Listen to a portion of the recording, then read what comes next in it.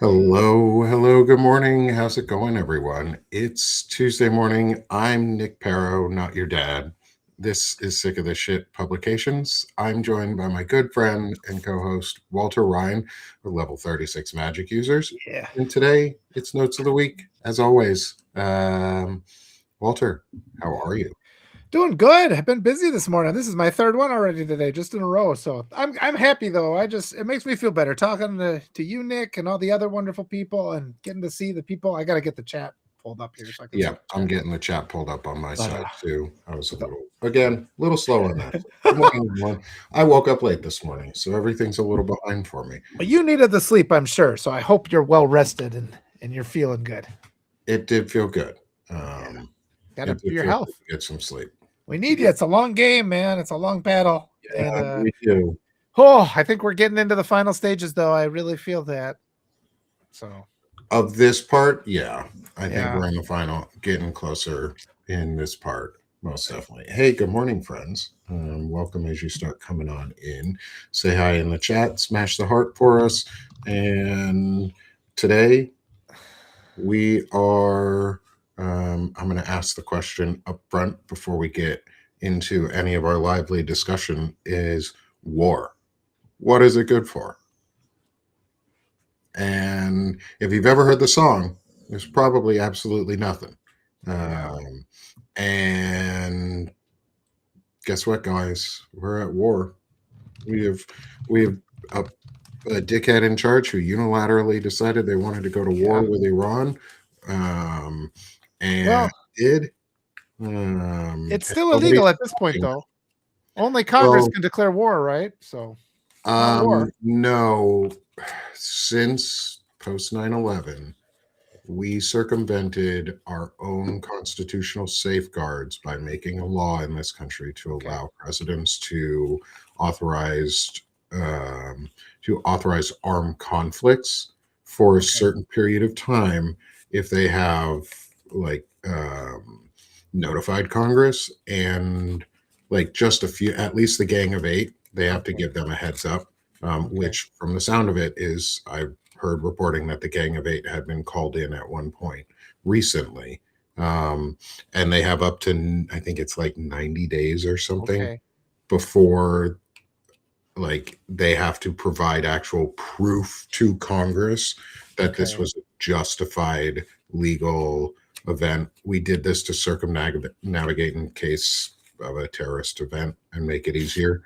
We need to Change that. undo those things to Good. safeguard our Constitution again. Because Yeah. the reason we have an authoritarian dickhead is because we allowed one to come into power. Yeah. Uh, Yeah. Well, and thanks the for that clarification on that, Nick. yeah, That's a really important point, though, too. Yeah. yeah, that's one of the reasons you don't hear me talking about like as much about like, oh, this is an illegal war. Yeah, constitutionally, yes. Legally, no. This is an anti-constitutional war, I Okay. think would Good. be a better way for us to put it, because it goes against the principles of the Constitution.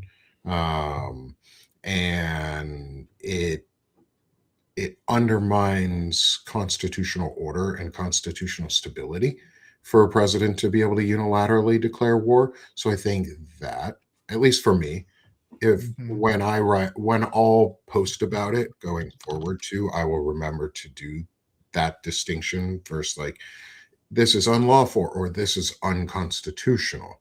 Like there's a constitutional difference between a legal difference. So and we've made our government super fucking complex for no reason.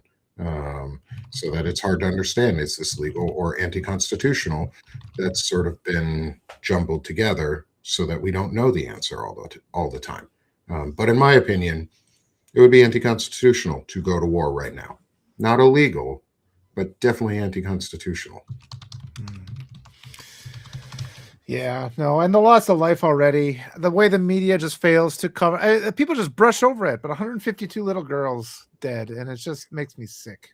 Also, and this will be, I'll be going in. Yeah, let's talk about that before we go. And also, every number that you hear, I'll be be careful with what we hear for numbers out of the administration. That's going to be a prelude into my note for later today. Mm. But The first thing that was fucking hit on the first fucking day was a school full of girls and women. Was there an installation built underneath and nearby? Maybe, but that doesn't matter. The one thing they, yeah, go ahead. The one thing they could have done, and Israel and the US have the capacity and the capabilities to do it, was they easily could have pre-verified right before they fucking fired. There's thermal sensors, there's other things that they could have used. And if they had seen a school full of people that were unconfirmed if they were civilian or not, they should have fucking stopped that fire. But they didn't. They chose to hit that target. Was it an accidental land on it? Maybe. But then don't fucking drop that bomb on that specific bunker. Like, we need to maintain the rules because if they're not going to, who fucking does? Like, that's the rules of war don't maintain themselves, just like everything else. They are human enforced laws that we have put into place, and we are choosing to circumnavigate them. We are allowing, as a citizenry so far, because Congress has not pushed back, is we are allowing the president to do these acts. And I was asked, I think yesterday, I'm more pontificating myself, and to y'all in the audience, hey, good morning, everyone. It's good to see y'all. Is this was that where I was asked the question, are we going to actually declare legal, like, are they going to go for this? Are they going to put us into a legally declared armed conflict with Congress? And probably there's enough apex, maybe though. Well, maybe there's enough apex on both sides. Hey, Walter, welcome back. One of those days. Sorry about that. I have a car issue, so my furnace is fixed though, so that's what everybody has. That's awesome. Yeah, That's awesome. No, you came back at the perfect time. okay, perfect. You're running out of steam. No, I was getting ready to ask and answer my own question, Okay. which was because I was talking about this yesterday, may have actually been with my wife, was around, do we think that Congress would authorize the armed conflict or war to continue these events in Iran? And I said yes. I think so. I think they would, because there's enough APAC support in both sides of both political parties, or whatever you want to call them. But there's enough APAC support on the Democratic side that it's going to be hard to say they won't approve it until proven otherwise. How many votes do they need? I don't know the process. Maybe you know that process. Let me double check on the votes that they need. If it's a simple majority or a super majority, and then on the Senate side, if it's a majority or filibuster proof majority. Let me check on that. Yeah. But yeah, I mean, and it kind of shows the problem with this law too, while you're checking. Because I mean, if they can wage war for 90 days, or wage conflict, unconstitutional conflict for 90 days, they can create a situation, that is so bad that Congress no longer has the ability to make a determination. So yeah, clearly this is a law that should have been struck down. This ability of the president to just, create these kind of attacks. And it's kind of interesting how many of the problems that we're facing today can be traced right back to September 11th. And we push through things like the border control, and we push through things like ICE, which basically is allowed to operate outside of all the parameters that were put in place to save lives And now that we have this criminal administration, they're taking advantage of all these laws and all these exceptions that were put in place to deliberately hurt us. And yes, they're using them to deliberately hurt the American people and innocent people around the world. What are you finding out, Nick? No, just give me a second. Okay, still haven't found it. Yeah, we got a lot. Yeah, we'll see. I mean, how many lives have to be lost? And the other thing when I was talking on the daily whatever too was how now we're seeing the stock market crash too. So like the one group I've often commented in the past, in the past, somebody this out of touch with reality, this guy who is so an agent of chaos, like the guy who's currently occupying the Oval Office. In the past, the billionaires wouldn't have allowed it because they'd be the ones who would be losing the majority of their wealth. We know when you have these stock market crashes. But right now, we've seen, I mean, so many of our elites are in the Epstein files. And so they put, their puppet into position, knowing that he is going to protect them. And at this point, they're kind of stuck with him, aren't they? So we're looking at like a complete recalibration of our entire social order is really what it comes down to. A year ago, Melissa Corrigan was writing a lot of stories about, hey, you better put a garden in your yard. You better start looking at those things because if the stock market completely collapses, Iran has apparently control of, the oil that can leave the region. Our country can't operate without that oil. We're going to see a conflict like this where the consequences of this aggression and this loss of life were never really considered. It was not part of any global strategy other than a petulant little pathetic man who has to push back every time somebody tells him no. That's what's in place, and things are just going to continue to escalate because they're not working with any kind of awareness. They live in that eternal present. When somebody tells them no, they strike back without any awareness of the consequences they're going to inflict. We're going to bear the burden of these consequences. And we can just hope that, all it takes is what? 26 politicians. There's a certain number in the House and a certain number in the Senate could have him legally and lawfully removed from office. And all of this could end. It could end at any time. So hopefully we'll start seeing a push for common sense at some point here soon. Yeah. So just looking things up, let's go down the whole breakdown here. Think this breakdown is brought to you in part by my ChatGPT agent, who I have been training to give me good and solid breakdowns that are well sourced and not full of nonsense from random web pages that don't have real information on them. And I make it validate that sources are real so that I can click on them and then do logic checks so that it's not making shit up. And then I explicitly tell it, don't make shit up. You actually sometimes have to tell these things. Do not make things up. Do not invent quotes. Do not invent links. Do not do this. And it'll stop doing it.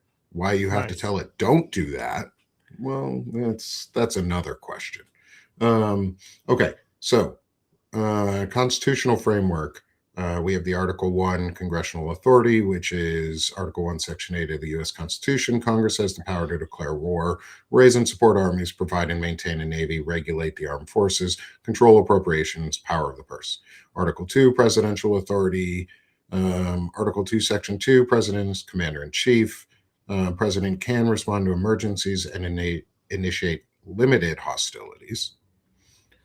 Yeah. And the War Powers Resolution, this is where most of what we talk about nowadays in terms of war powers is from a Nixon era law from Vietnam. Was the War Power Resolution of 1973.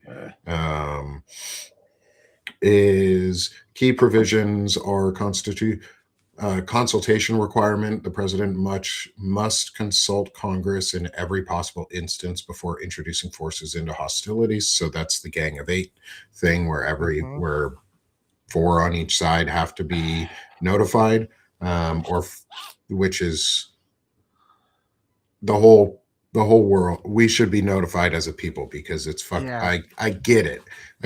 OPSEC, but that's why you plan wars ahead of the war instead of right before the start of the war. You plan it, approve it, and then you start the like public naming of here's when we're going to start attacking things. That's when you can start doing, but Congress still needs to approve it. And then reporting requirement 48-hour window for reporting is when within 48 hours of deploying forces into hostilities imminent for there's a requirement to report to Congress with a full breakdown of what the next Okay. steps are within 48 hours. Then Has there's that a happened? 60-day check. Has there been the 48-hour report? We're over 48 I hours, aren't we? I don't know if there has been a 48-hour report. There is a war powers resolution ongoing or going in. There's an ongoing related Iran related war powers resolution right now. Members of Congress are preparing to vote this week at restricting Trump's ability to continue military operations in Iran without prior congressional approval. These measures are being discussed and scheduled in the chambers following recent U.S. Israeli strikes on Iran. And there are House leaders and some Republicans have publicly committed to forcing a House vote on a resolution to curtail further military action unless Congress authorizes it. The Senate also has a companion resolution backed by Tim Kaine and co-sponsors expected to be brought up for debate or vote in the coming days. Likely demands resolutions built on Congress's authority under the 1973 War Powers Act to check unauthorized military action. So they're going to require, so what they would do is they would require having, before any next military actions can happen, it has to be approved by Congress. However, the vote is expected. While the vote is expected, it's uncertain whether it'll pass, which just means status quo of what is going on will be able to continue. That's really what it means until we run out of money, but Congress won't stop levying money because the only thing that they are doing right now is levying taxes, and then they're allowing the executive to do whatever they want with those taxes. Yeah. So I unless can't, Congress actually steps up and does something, and then if he's not stopped, then they impeach him. Maybe. Like Yeah. there is a then statement. Like Congress first must do this, then that, then if not, if that doesn't happen, then you impeach. Like there are constitutional steps. They're not very hard either. It is if he's unwilling to stop committing war without congressional approval, then he must be impeached. Yeah. Because the president is not supposed to be able to commit war endlessly or even armed conflicts endlessly. I'm still waiting on all the good approvals and like information around what happened in Venezuela and the boat strikes and how come we are still killing civilians and people in the ocean. Like how come we're still bombing boats in Venezuela? Where's all the authorizations? And shooting American citizens in the street too. That's another thing that's been happening. Yeah. And detaining, people that are in the United States legally because it's legal to cross the border if you apply for asylum within a year. So they're all legal, and holding them in detention centers. We don't know what their names are. I mean, right now, there's just so many things. There's so many just not just illegal, but just evil acts going on right now. All the people that are being hurt right now. Something's got to happen. It can't go on. The concentration camps, Courtney, right? That is the right word. We don't know the names of the detained. No, what's happened? We don't know if they're still alive. We don't know what's being done to them. We don't know where most of them are. Yeah. There's still missing folks from the concentration camp in Florida, Alligator Alcatraz or whatever they fucking wanted to call it. Like we're still missing folks from there. And Um, the reports of girls being separated, yeah, Courtney, pregnant girls being routed to a concentration camp in Texas, and girls being separated, the young girls, so they're in a different group or they can't be. I mean, these are the rumors we've heard. We have to know that this isn't. I mean, we have to be demanding entry into these camps and seeing if it's a humanitarian crisis. What's going on right now? yes. Crimes against humanity are taking place in the United States borders and being committed by the United States outside the borders, and it's just, yeah, people are just not upset enough. They aren't. Yes. Yeah. That's probably the understatement of the century is people are not Yeah, upset enough. Um, because they're really not. yeah, Like people are not upset enough that we have concentration camps in the US. Active concentration camps again, not the first time, yeah, but we now have them again in the US. Think about that. yeah. Concentration fucking camps. Little kids getting tortured, We have kids not. being separated. We have heads of media entities or groups or philosophical alignings on the right wing, Nick Fuentes specifically, who says that women and girls should be put into gulags and then separated based on their breeding potential. If you don't think that's the type of thing that they're either planning or actively doing, Yeah, have you ever met a deranged 15-year-old boy before? yeah, Because that's who these people fucking are. They're deranged children grown up as adults yep, they're deranged children in adult bodies with adult power and adult money. yeah. And Epic nobody Fury. who's Yeah. going to say no. Yeah. Operation Epic Are you Fury. fucking me? Get They the fuck out of killing here. little kids. Operation Epically Fuckery or And it, Epically Fubar. Just stupid yeah. shit. Well, and just the reality that there are people in our media who can say these just horrific things, these things, and that it's not the end of their career. They're not canceled forever. They're still getting paid. They still have a platform when they're talking about separating women by breeding potential. And we just kind of allow those conversations to go on. I mean, that is an issue too. And then it's magnified exponentially by the fact that they appear to be doing exactly what they're threatening to do. And even with evidence that that's happening, so much of our country is still passive, and this is, I guess, what I really just can't understand. What I'm trying to do is just awaken people to that reality, and it goes all the way back to the fact that we've had fights with people in our families. I mean, me with my immigrant family, and people think I'm going to sit down to dinner with them if they're voting for violence against my immigrant family, and then on top of that, they have the nerve to get mad at me when I call them out and kick them out of my life. I mean, Mm. that all is what encapsulates this. And I think that's reflected in the fact we have a media where people are paid millions of dollars to be spokespeople for these horrific ideas, these horrific crimes Yeah. against humanity. Yeah. Yeah. Like Brian Jennings, Oh, that like fucking guy. Yeah. CNN. Or is it What Scott Jennings, isn't it? or Scott? yeah, Scott Jennings, CNN. Yeah. What? Why do you pay that guy? What do you Yeah. pay him for? You pay him to be a racist piece of Yes. trash troll on the fucking mainstream media. That's all he is. Yeah. Sorry, man, but like that's what your stuff comes out as. Sorry, not sorry, but your stuff Yes. comes out as racist, drivel, and trash Yeah. that hurts people. And you just sit there and laugh about it. Yeah. Like you think it's fun in games. It's fucking not. It's people's lives. Like We you're got to stop. literally hurting people. You guys went on Brian Kilmeade, went on one of Fox's most watched shows and said, well, we may as well kill all the homeless people, basically. And Like, then they did kill homeless and then people. they That's a did. And crime. then people died. And then people right afterwards died in homeless encampments. Yeah. One was shot up. What was it? In the Minnesota area, there was a homeless Yeah. encampment that was shot, or two that were shot up. There was a man who was hung. There were two of them. There were two Oh, the men who were lynchings. lynched. One white man, one black man. Two of them were lynched, both homeless. Yep. Yep. And I'm going to use the word lynched because of the way that they were found and killed. And that type of death was meant to be seen or meant to be showed as a way to put fear. Lynching Yep. is terrorism.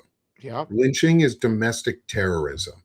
And then our legal system is so corrupt, they call it a suicide, even though his arms and legs are broken. We've had Oh my cases god, like yeah. that. The first thing they fucking said was, "Oh, it's a suicide." Guys, Rush Roy. you haven't even looked into the fucking case. And this Nick, this ties in. I've been saying the United States teaches history like it's the Epstein files. We redact our history. We don't God, let people know the crimes that white supremacists have done in this country. We pretend it's not the case. They murder people. They steal elections. If you look at U.S. history, white supremacists have tried to steal every single election. They're already trying to steal the midterms. The SAVE Act is an attempt at election theft. They do it openly. yes. And somehow they've created this situation where they look at us like we're out of line. If we say, hey, we have to do something about white supremacists stealing our elections, literally the only thing the Republicans talk about is stealing elections by disenfranchising people, intimidating people at the polling places. It's out in the open. And somehow, again, there's that gap. And, it's like you said, Scott Jennings, we got to just accept he does not have a valid position.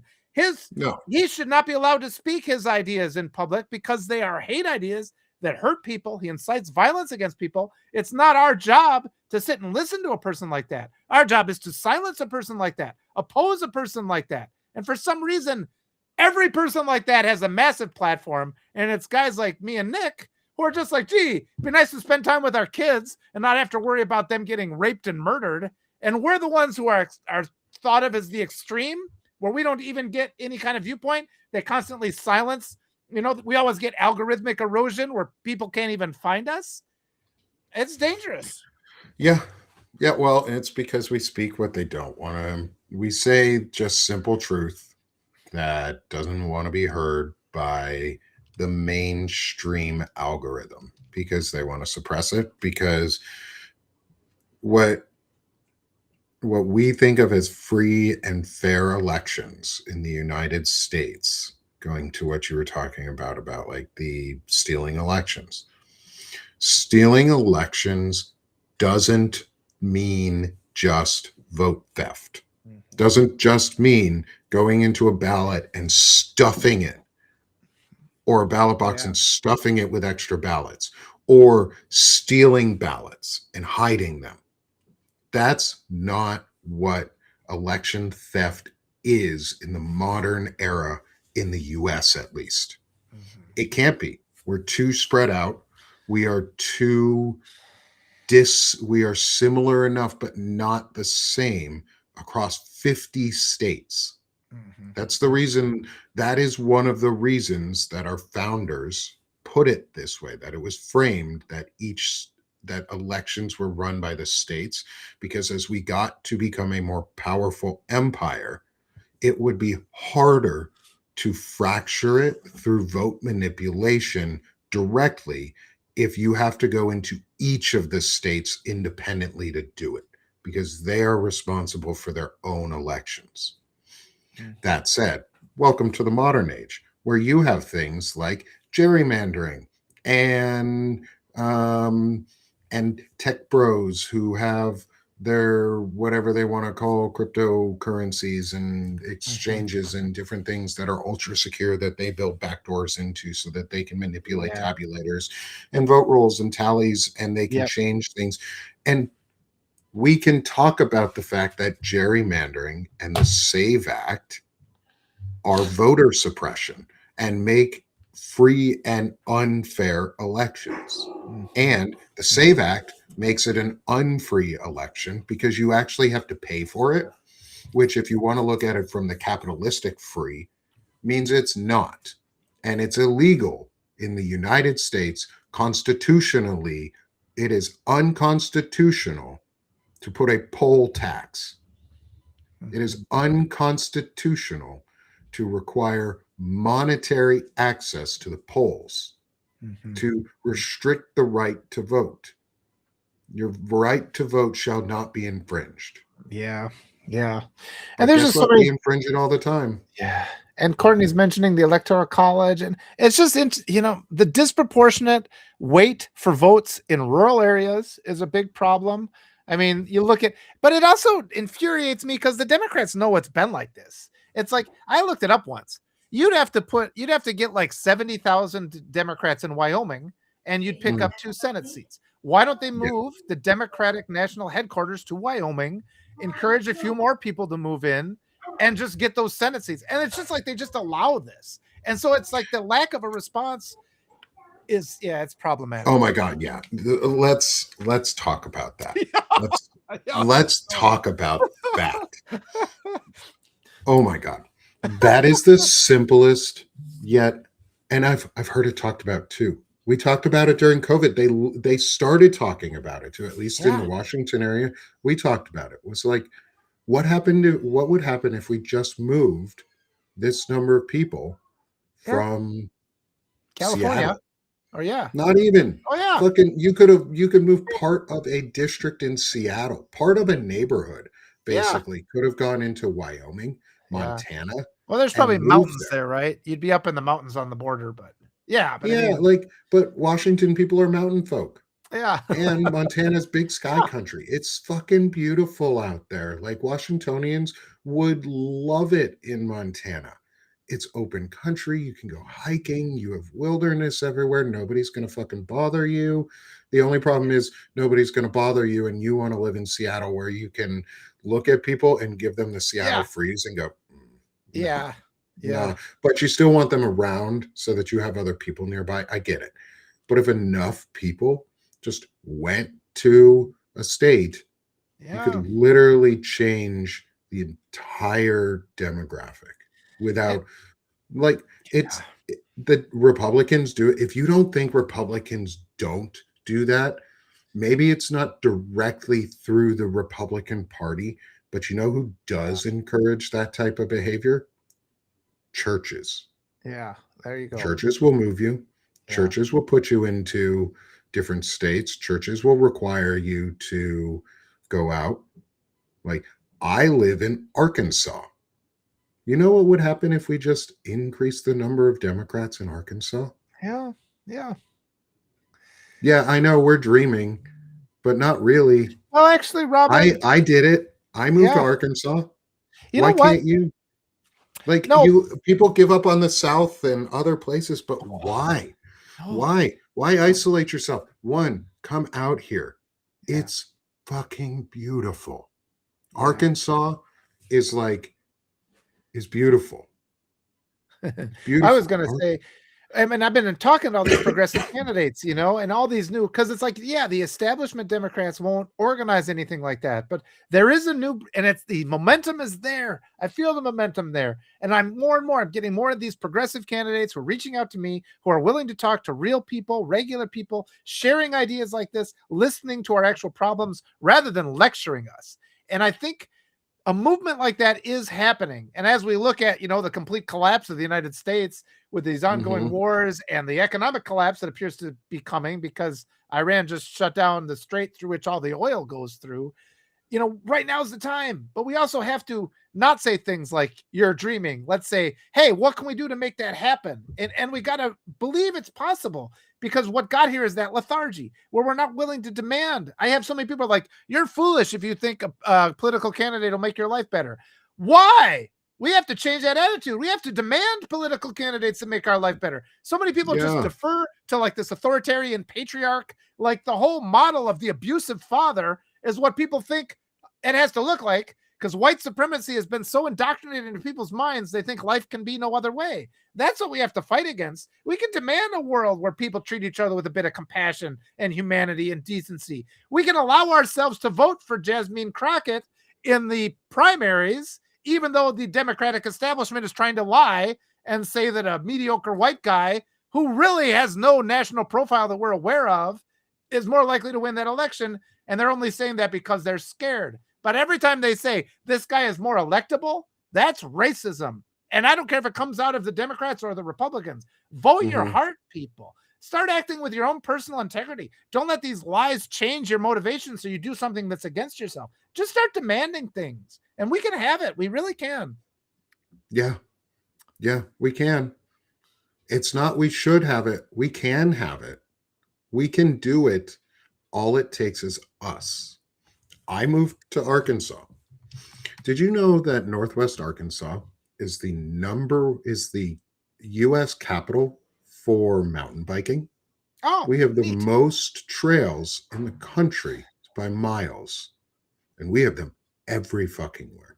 Capital for mountain biking, Northwest Arkansas. I wouldn't have known that had I not come here. It's beautiful.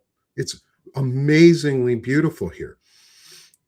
And the thing is, you say, oh, I hate the laws in these states. I hate how oppressive. Okay, well, come move here, become part of the community, and then change them. Yes. Yes. Help us change them. Yeah. Because that's all it takes. It doesn't take very many of us either. I'm not saying we need to move in droves to other areas of the country. Communities. We only really need a couple of us. We don't, it's like a couple, I mean, thousands, but, and yes, that's going to take a concerted effort, and it takes money, and it takes organization to do. And no, will the current Democratic Party do it? No. Yeah. And I wanted to say that too quick. I didn't mean it. I didn't mean to what I said. No. Be an attack on Robin, because Robin was making a good point and expressing what a lot of people are feeling, and I'm grateful for that. Oh yeah. I just didn't want that to come off like I'm saying no, because I'm glad. Oh yeah. No. And especially too, I value all the comments that y'all are thrown in. This is going to be a lively discussion today. And we're going to be talking about Jasmine Crockett more in the second half of the show. That is a prelude to Walter's note for today, because go Jasmine Crockett. Yes. I think she's a better candidate. She has the experience. She's a better candidate. She's fought for it. She would also be a better representative for the people, or better senator to represent all of the people of Texas for her half of the Texas Senate, because I think she has what it takes. She's proven that she has what it takes. We don't have to guess, is she going to do it? Yeah, Tallarico has stood up in the Texas legislature and has done good on the state level. Okay. If you want to go nationally, bro, guess who's running for Senate and just opened up a House seat in Texas? You should run for Jasmine Crockett's House seat. Yep. Have some respect for people. Yeah. Have some fucking respect, asshat. Yeah. Like, I'm sorry, James. I like you. I liked you. And then you Carville pisses me off. And then you platformed James Carville and allowed him to continue to be relevant. And fuck that dude. Like, Yep. God, that man needs to go away. Dude, stop. Just suck less. I want to add to what you were saying before, though, too, Nick, about, because I think I feel some energy right now that I think is good energy. We need good energy, right?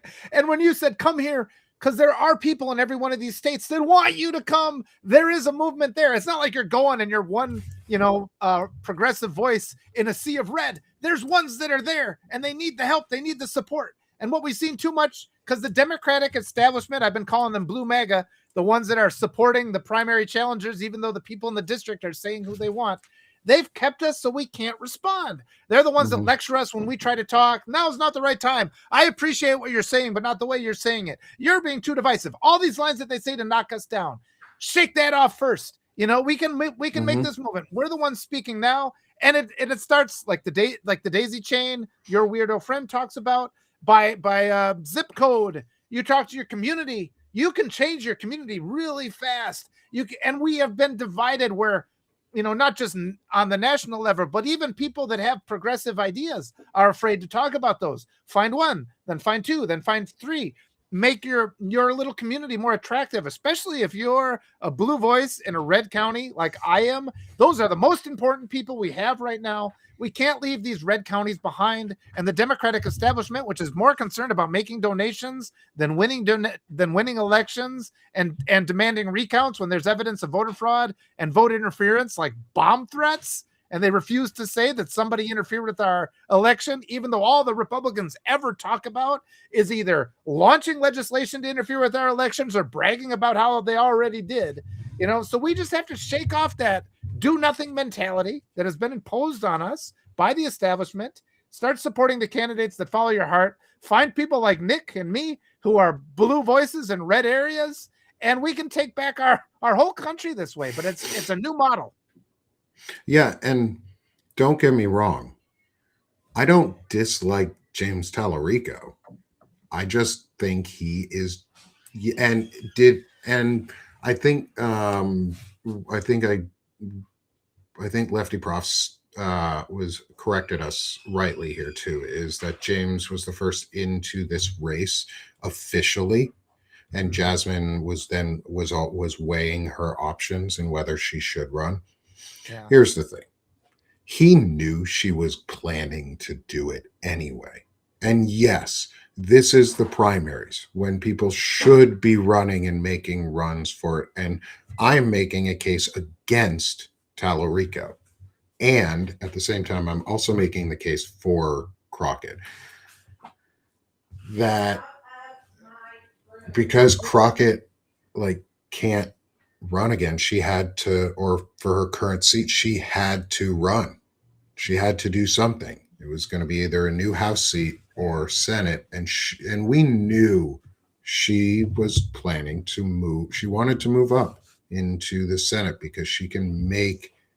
No, yeah, Lefty. I figured you did. Is I even as much as I want to have like rigorous primaries right now. I want to have all of the things immediately. Some of these rigorous primaries didn't need to happen this term. Like some of them could have waited. Tallarico also could have, after Jasmine got in, gone, ooh, I don't actually need to run. I'm gonna let her be the I'm gonna bow out, be the bigger man for myself, not for her, but for myself, because now is not the time to hurt ourselves in this way. Yes. Where he could have been the loudest advocate for her once it happened. Yeah. And I want to say too, go talk to some of the Black creators out there. Natasha Kaye, she'll talk about, because she worked in the Harris campaign and she faced just blatant racism and discrimination among the establishment Democrats. And we just have to, we can't sit here and pretend like that's not happening. Tallarico, the fact that he has James Carville that's an instant red. You're done. I hate you. Yeah, that's a red flag. In any office ever, because I am under the opinion James Carville is an openly racist person. I think he's cancer to the Democratic Party. And like this attitude where we're supposed to just go along with whatever the establishment Democrats do. And because people have been telling me, you're being too divisive, we have to support the candidate. I'm like, the Democrats didn't support Mamdani. They get people like that. And yes, like Jack said, Tallarico's starting to feel like opposition. I don't trust this Colbert thing. I think that was staged. I think they're trying to get him a national, because we don't know who he is. He's only been around for a few months. We know who Jasmine Crockett is, and the Democratic Party, we have to be aware of this. The Democratic Party has shown it will oppress Black women. I feel that they sabotaged Kamala Harris because they make more donations than, when a Republican wins. And now look at all the people that have died because we didn't do recounts.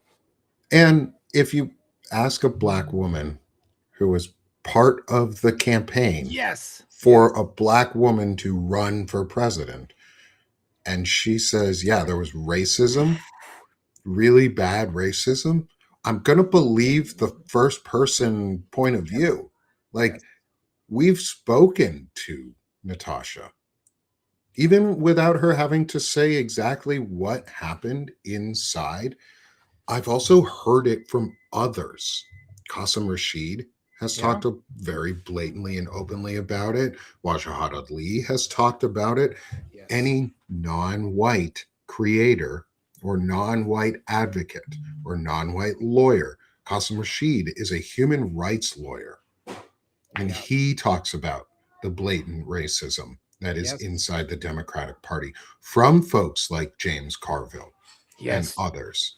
And if it's larger voices who have called these folks out too, who are the first person experience that we've been asking, that people are like, who has this happened to? Give me an example of who this happened. Them.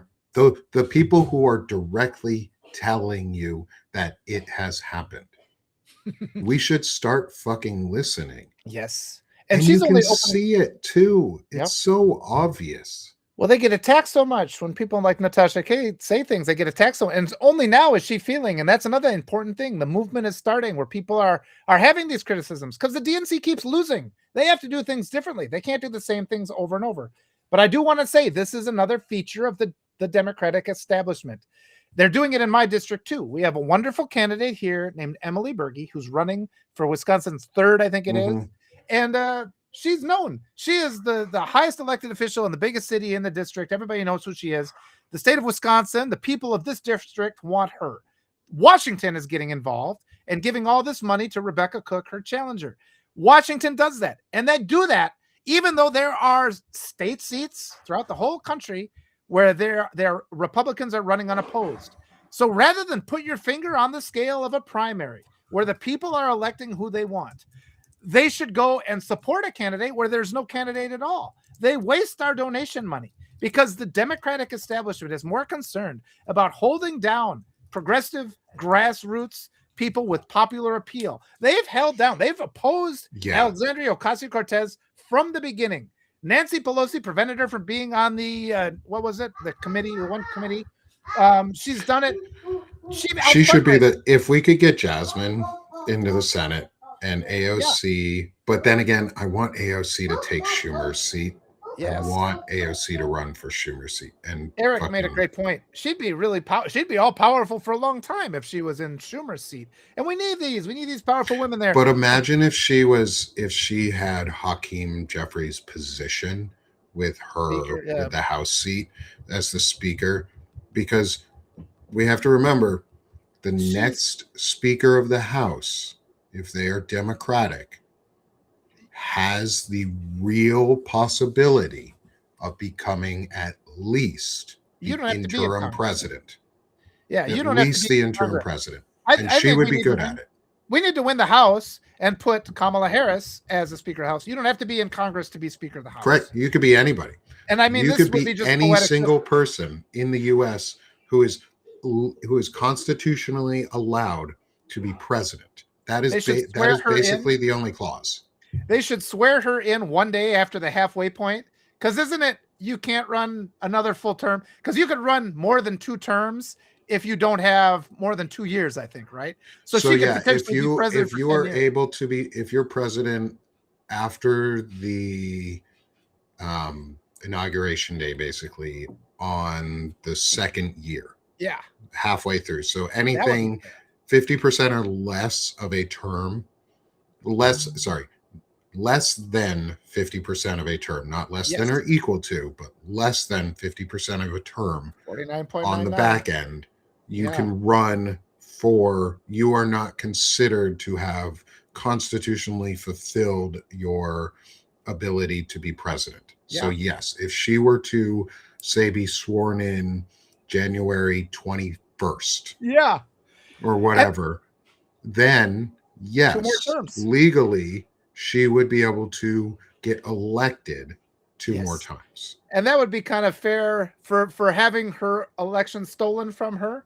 I mean, that would be the most ironic comeback. And there was a comment in the chat earlier that said, well, the Democratic establishment has backed James. Kamala endorses Jasmine and is not Democratic. Is that not Democratic establishment? No. To be totally honest, Kamala is not the Democratic establishment. If she was, she would be our president. They'd have called for recounts. They did not want. If she was, she would be the current president of the United States of America, but she was not. They did not want to because she was a black woman, and they would not have been able to tell her no in the way that they wanted to, because she is not afraid of them. Plus, she's a prosecutor of child traffickers. So the the donors, she would have Epstein. She's not going to sit down, and I don't. And if she does not run for president this next time, and let's say she does run but doesn't win, and someone else who does deserve it does win, and your name is not Gavin Newsom. No. Because you may as well just come out and say you're part of the America First Party at this point, and people would believe you. Like, because you appeal so much to the right wing, Yeah. or you're trying to, and it's toxic, dude.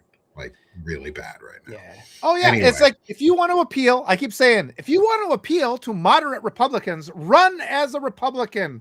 We demand Democrats that appeal to Democrats. That's what it's like. Tallarico, if he was running on the Republican ticket, great. That's kind of what he stands for, as far as I'm looking at. We need to go hard to the left, and we need to get to that point where we're getting universal health care, with the ability to survive, universal education, all the things, instead of wasting our money, billions of dollars on warfare, bullying the world, blowing up schools with little kids in them, all these horrible things, our secret police, concentration camps. Let's spend it on education and healthcare. And I'm considered the radical. Yeah, I just want nice things. I just want nice things. I just want nice things that everybody else in the world has. Yeah, billionaires aren't out there working. Yeah. We're worth the investment. We're worth the investment. So invest back in us. And no Newsom. But if Kamala doesn't become president, but say another Democrat does, she better be the attorney general, because she prosecuted sex crimes. And you know what? The one thing that is not been prosecuted that is currently plaguing our nation and the world. God. Sex crimes. Oh, yeah. Kamala Harris as Attorney General is kind of a nice thing to dream about. That's like that like in itself. James and either both. Like followed by the other. Like maybe Letitia could be Kamala's Attorney General when she then becomes president afterwards. Like give her a couple of years as Attorney General, not because she needs any more experience, but because she's probably the right person to prosecute these types of crimes. To be totally honest, she might be the perfect individual to prosecute these types of crimes. Yeah. Because she knows what to do. She's been in the spheres of influence. She knows how to handle those situations better than anybody else. Yeah. Because she has firsthand knowledge there. This has been a good talk. We're covering this is really important. Yeah, I love this is important material. And I like that, because it's just so much to break down, because there's just, and Natasha calls it the brainwashing, where people just vote against their own interests. And we're at the point where we really even can't have these conversations. Like, the fact that Scott Jennings and Nick Fuentes and stuff can get on the media and talk about incarcerating women, and we're not allowed to have these kind of talks. These talks are completely shut out. And so, but often you get this reaction, and this is why I want to compliment the chat. You get this reaction of cognitive dissonance, where people think that you're attacking, the only chance we have of winning. And people really do seem to be understanding, as we talk about this, that there is this logical path that we can follow. It's not division. We should be representatives of districts should be electing their own candidates, right? It shouldn't be outside influences. And we saw that in Wisconsin in the Supreme Court election, where they dumped millions and millions of dollars into that right-wing candidate illegally, the way they were making those donations, in my opinion. And yet the people came forward and voted for the candidate that we, the people, wanted. And we still do have that power. It's important to remember that, because that's why they're making all these efforts to rig these elections and change things. They sense that their power, the illusion that they've cast over us, the spell is breaking, and I'm here for it. And thank you guys. You guys are giving me hope. You in the comments. Yes. Yeah. And I want to, before we get to our artwork of the week, is because, don't worry, y'all, we still have an hour left in the show. There was a great question if Jeffries, or if the Dems win the midterms, can they vote out Jeffries as speaker, since he doesn't have a challenger in his NYC district? Well, here's just, first off, let's not conflate any of those. There's a couple ideas conflated that I want to help break down for you real quick. Jeffries is not officially the next Speaker of the House. They would have to vote for him no matter what. He would be probably the top of the ballot of the Democratic Party in the House to vote as Speaker. However, that's not a guarantee. The party chooses whichever party has the majority in, or coalition has the largest majority in the House. They get to choose who the speaker is based on who they want. It can be anybody. It does not have to be an elected official. The only real requirement to be the Speaker of the House is you have to be constitutionally authorized to be president. You So have to Obama be. couldn't be the Speaker of the So House. Yeah. Obama could not be the Speaker of the House because he has met the one of the check marks that Yeah. say cannot Disqualified. cannot pass go because you have already fulfilled the other side of it, which you are not allowed to then step into constitutionally. Yes. It's part of the checks and balances of this system. Yeah. And that's where all we have to do, and this is the good part, is all we have to do is put more pressure on, Yes. is Yes. continue to get louder and put And more pressure. And when the primaries are happening, because primaries are yes. happening, Yeah. you vote. You vote for Yes. the candidate that you know is going to represent you Yeah. better than the one who is currently in office. Yes. If they Yes. are, for the most part, if they're in office, they're probably not the right candidate unless they're seeking a different office and they have proven themselves to be good candidates. Yeah, Yeah. Jasmine Crockett is not as progressive as I would want her to be. But okay, she's also working within the system, just like Yes. Yeah. AOC is less progressive on the outside than she appears, or Mhm. she appears less progressive on the outside at times than she used to.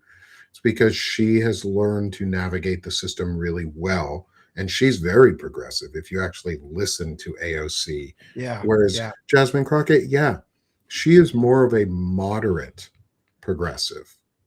Yeah. She's a moderate left of center Yeah. She's where I she mean, actually where she actually has values. She has oh, values and she fights for them and she is morally just and she doesn't. One of the things I like most about Jasmine Crockett too is she doesn't come out and sit there and tell you how religious she is yeah. all the time. Yeah. She doesn't make that a huge facet of her political image. Whereas, let's say James Tallarico, on the other hand, does. You know what we're fighting right now? Also, like, not only are we fighting the end of democracy, we're fighting the rise of a theocracy or a Yeah. theonomy. Oh yeah. Yeah. Why would I want to add more openly devout Yeah. theologists that are advocating for the same religion, although on a different side of it? I don't want that religion to continue to be the burden that hurts the rest of society. Yeah. Just saying. God. Yeah. So much is gonna I mean, over the next couple months, it's so hard to predict what's gonna happen. We just have to, yeah, but everybody just overcome that pressure. And if this is what I found over the last 2 days, there has been just a surge of bot comments that have, coming after me. I was talking about Jasmine Crockett. I got so many attacks. Actually, that leads into our note. But all these bot comments coming at because the establishment is afraid. And I think they're spending your Democratic donation money on bot comments to try to brainwash you. And you just have to fortify your own integrity. People, everybody, please just look to your own integrity. There was that video Yeah. of that woman crying because she thought, well, I think Tallarico's more electable. And she wanted, and that's the conflict so many people feel. Look, it's the primaries. Vote your heart in the primaries. And then if we even get to a midterms, then vote your heart again. But you don't have to put aside what you know to be true because people have brainwashed you and made you think that they know more than you. We know they don't know more than us. We know they're not. As Michelle Obama said, they're not that smart. We don't have to sit here and defer to them. We know what common sense is. And like Abraham Lincoln said, you can fool some of the people some of the time, but not all the people all the time. And I think that's what we're going to see. So please, please, please, just let me give you permission. Stop acting like this is the safer choice. This person's more electable. Vote in the next elections for the person you trust to be in the presence of your child. Think of it that way. And then do that going forward every time. I think that's a great statement, Walter. Is vote. I don't want the safe choice. I want the best one. Yeah. I'm tired of safe choices Yes. because you know who wasn't a safe choice for the Republican Party? Donald fucking Trump. But you know who was their best choice? Donald Trump, because he fit their ideology to a T. Yes, pun intended. He fit their ideology to a T. He was exactly what they wanted. They just finally had permission to be open about it. And he cheats. He's a Joe cheater. Walsh, who talks about this a lot, is the Democrats need a Tea Party moment, a Tea Party style moment, Yeah. because we do. We need a progressive moment in this country. You know what won the second Bill of Rights into and the New Deal into law?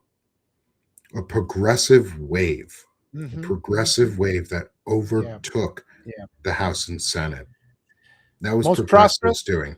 Most Was most, prosperous period in American history. Progressives is yep. the only thing to do. And this nation was founded. It was a progressive nation, in its era. The United States was Mhm. progressive. The idea of getting rid of a monarchy, progressive, Yep. all these things. And it's like every time we've advanced forward, it's been because of progressive, but because we teach history like it's the Epstein files and we cover up the crimes of all of the founding fathers and all the evil people. And we're told the people that are told are safe choices, it's because we just have conditioned ourselves to ignore their crimes. And we have to be open our arms to the crimes of these people. We don't have to say that corruption is inevitable. We can actually vote for people of integrity. That's where Yeah. safety is. Oh, and Stacey, don't get me wrong. I'm not saying Joe Walsh should be, say, the president. I like Joe. I like Joe a lot. I've gotten to talk to Joe. And he's answered hard questions. Like he came on with Lawrence Winterman and I a couple months ago, and we had a really, really honest and tough interview with him. And he was willing to answer every question. He has done a lot. I continue to advocate for Joe because he continues to do more. He continues to step up and step in and do the right thing. Am I saying he should be president? No. No. I want whoever's the best choice to be president. I'm tired of safe choices. I'm tired of this is our only choice. No. Yeah. I want Status quo the choices. best Yeah. choice, and be that AOC, Jasmine Crockett, Kamala Harris, Joe Yeah. Walsh, someone who comes in and makes a Tea Party moment for the Democratic Party and pushes us so progressive that we can actually fulfill the New Deal and Yeah. put into law the second Bill of Rights, where No. everyone Yeah. has rights and everyone has equality and Yes. equity. Yeah. That's what I care about. Yeah. And And that's all pro constitutional. yes. And isn't everybody sick of billionaire welfare where we work hard, we're always got these promises, and forget about taxes. This government hands billions of dollars over to an elite class of pedophiles. Every billionaire got free money from the government. They get billions in subsidies, they get bailouts, they get PPP loans, they're beneficiaries of all these different kind of government programs. Why are we allowing that? And why do we just sit down and take it?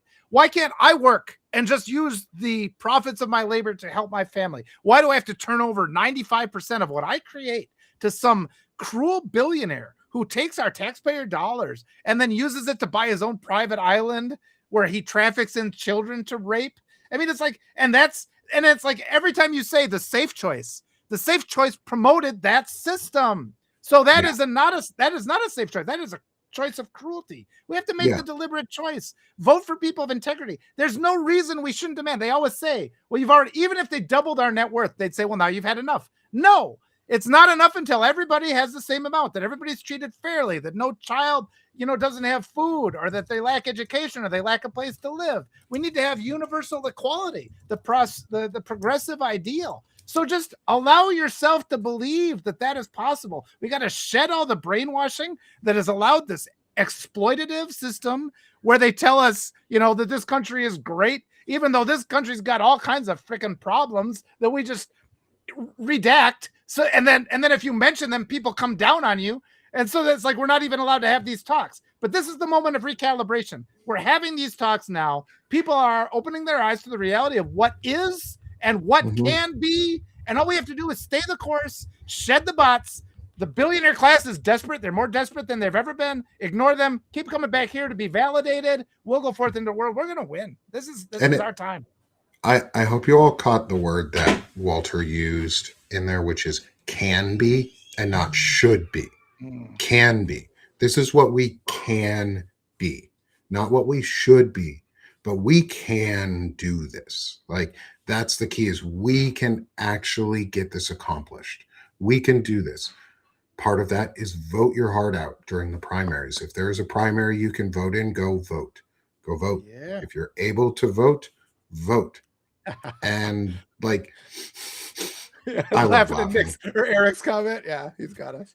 I love it. Thanks. Thank you guys. Everybody, this has been such a fun discussion. Such an important talk. This is good. Yeah. This feels to me like we've broken through like this membrane that I've had a hard time with before. I've come up against and it has stopped progress. And today people are receptive to this message. That gives me a lot of power and hope. And and I wanna make sure to like call this or comment on a comment in our chat because I think it's really important because I'm a word person. I like words. I think words are important. Words mean things. And if you use the right ones at the right times, they mean stuff that's really, really important. We had a really good comment on here and I want to just change one word, almost one word in your comment. And I hope you're not offended. I'm still down for giving brown people and women the floor. I'm not down for giving them anything. They've earned it.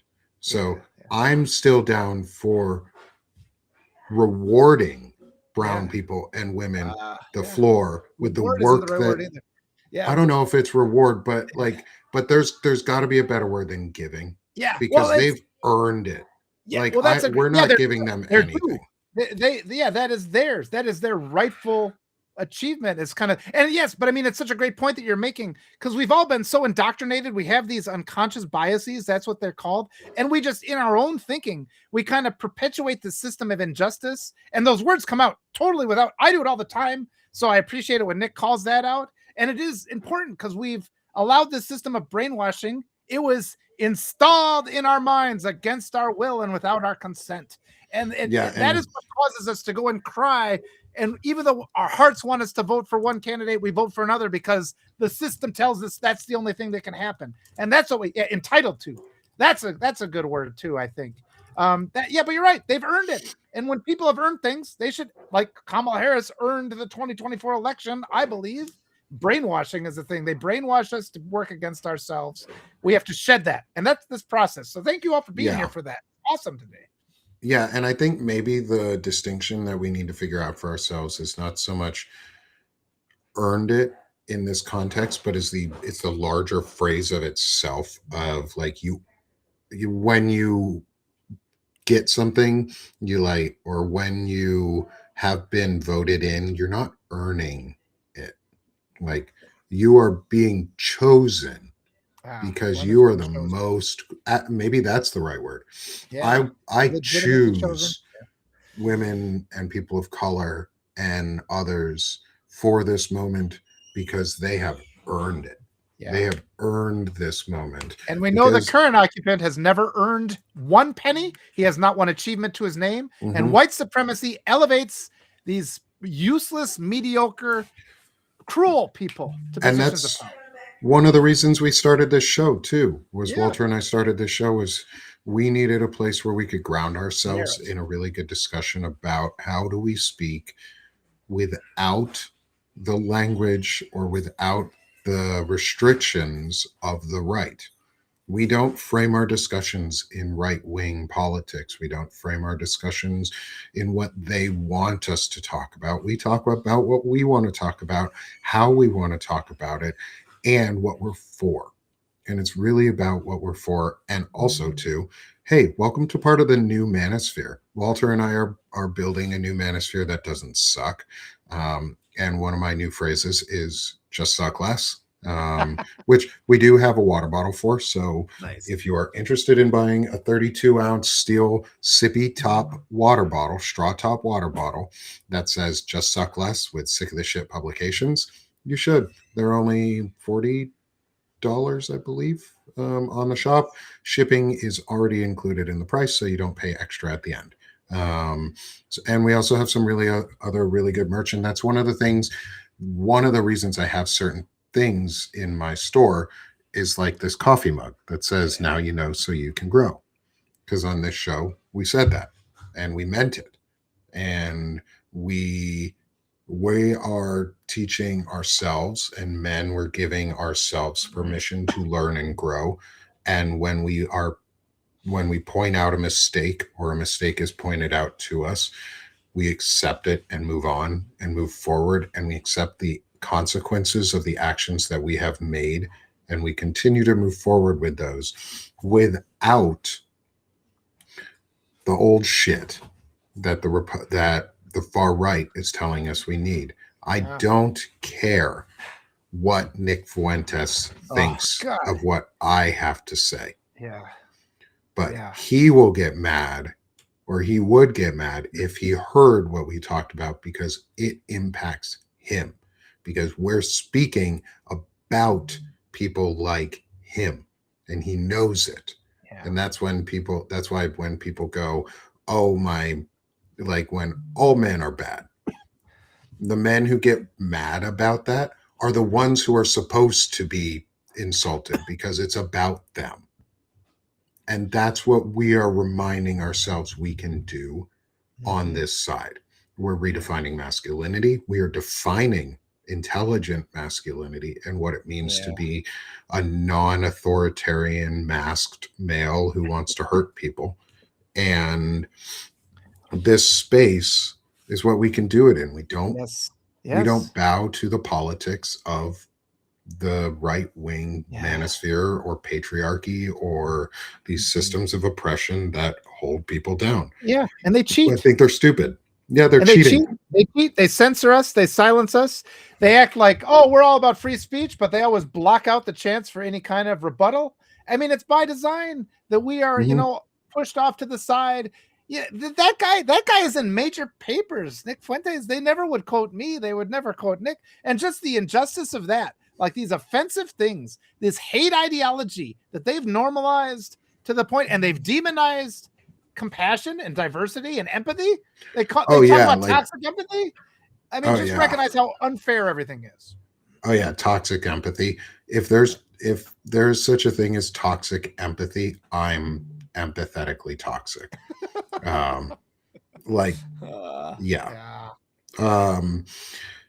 Let's take a moment to be toxically empathetic then. Yeah. And celebrate how some awesome artwork and awesome things that our kids have done. Yeah. And also, we have a guest submission today for our artwork of the week. So I want to make sure I get, while I'm pulling give me just 1 second before we get into the artwork, everybody. Sorry, I should have gotten this ahead of time. That's okay. But that's okay. I just want to breathe for 2 seconds. I'm feeling good now. I was kind of down, but it's like, this is good. And people getting excited. If Jasmine wins today and becomes the candidate, that'll give me a lot of hope.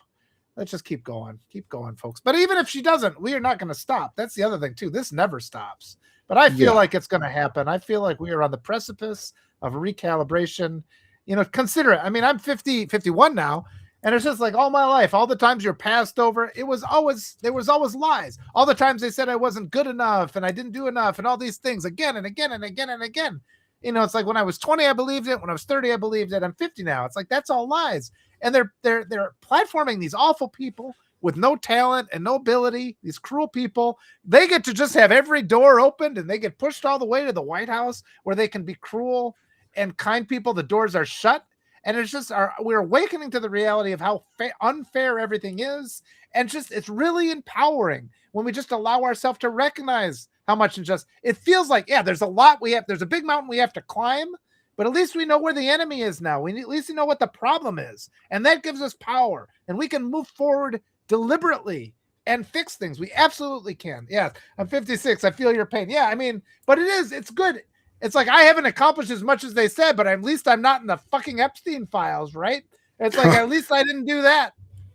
Yeah, at least I got that going for me. Yeah. You won't ever find I'm my pretty name in proud there. about that I can Yeah. sleep at night and I haven't spent my life just hurting people that are weak. I've tried to lift other people up with as little as I've had. I've tried always to help other people rise. And I'm proud of that. That's a good achievement because at the end of the day, you can't take it with you, but the people that you helped will remember. That resonates throughout time. So think on that.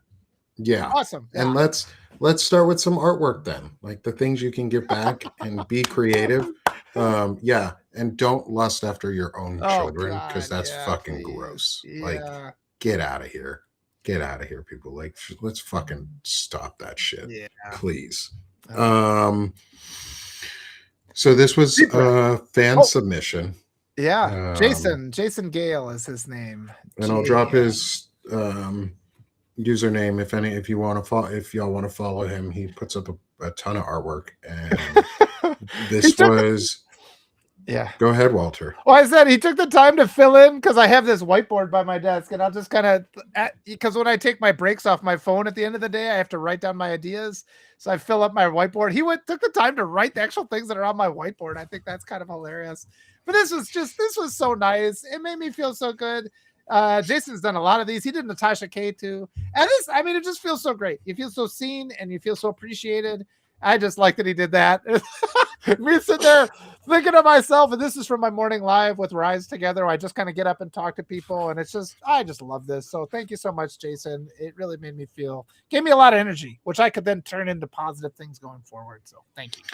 Yeah, I've never, other than the random caricatures that I've paid for in my life, and like the only time I've ever gotten a cool caricature like that was like out of the blue super special was Walter's, was from Walter's daughter, and like getting these types of things, you just feel so good. Like you just, like you said, you feel seen, and like seen in such like a different way. I got a reflective. He picked one where I was like, God damn it. Yeah, that's a good Walter. Like, fuck. Yeah, I could just see the word bubble popping up. Just pausing for a second. I'm about to unleash something. I'm composing. He's got me composing thoughts right there, which doesn't happen. It's hard. That takes like a fraction of a second. All right, let's go. That was a good one. That's a perfect shot of you, Walter. I love it. So thank you, Jason. Thank you for this lovely addition. I'll make sure he sees this.